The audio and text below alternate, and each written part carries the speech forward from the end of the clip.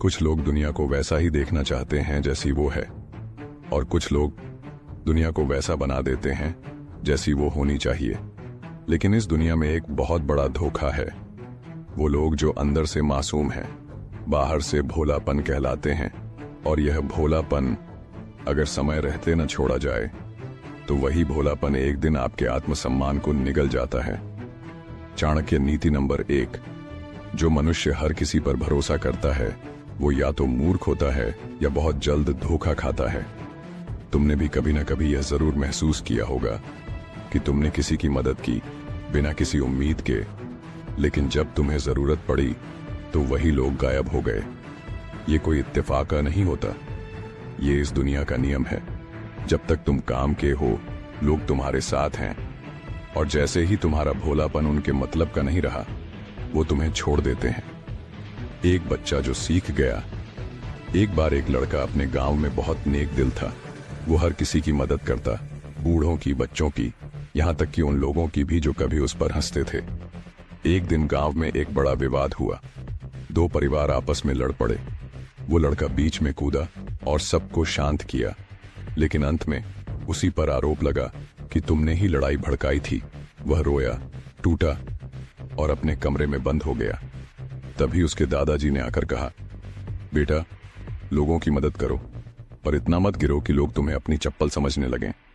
उस दिन से उस लड़के की आंख खुली और वो वही मदद करता जो वाकई जरूरतमंद होता। भोलापन छोड़कर समझदारी ओढ़ ली उसने। चाणक्य नीति नंबर 2। मूर्खता और सहिष्णुता में एक महीन रेखा होती है। जो उसे नहीं समझता वो हमेशा चोट खाता है। अगर तुम सोचते हो कि सब ठीक हो जाएगा, जो जैसा करता है वैसा भुगतेगा, तो सुनो, यह दुनिया उतनी न्यायप्रिय नहीं है जितना तुम सोचते हो। जो चुप रहता है वो कुचला जाता है। जो सब सह लेता है उसे और ज्यादा सहना पड़ता है, और जो हर बार माफ कर देता है उसे सबसे ज्यादा धोखा उसी से मिलता है। एक लड़की जो हंसती थी, वो हर वक्त सबके लिए मुस्कुराती थी।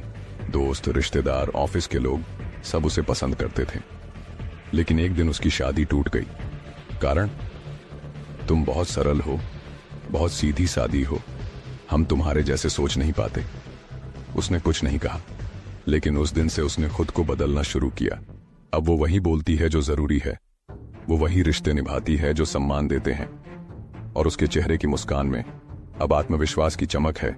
भोलापन गया, समझदारी आ गई। चाणक्य नीति नंबर 3।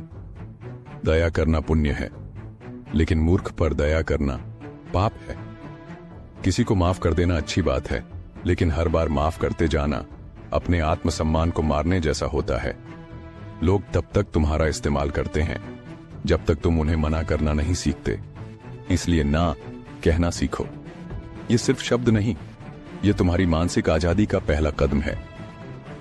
ना कहने की ताकत। एक बार एक बुजुर्ग आदमी ने एक लड़के को बहुत सुंदर सीख दी। बेटा, दुनिया में 3 ना सबसे ज्यादा कीमत रखते हैं। पहला, जो तुम्हें गलत काम के लिए कहे उसे ना।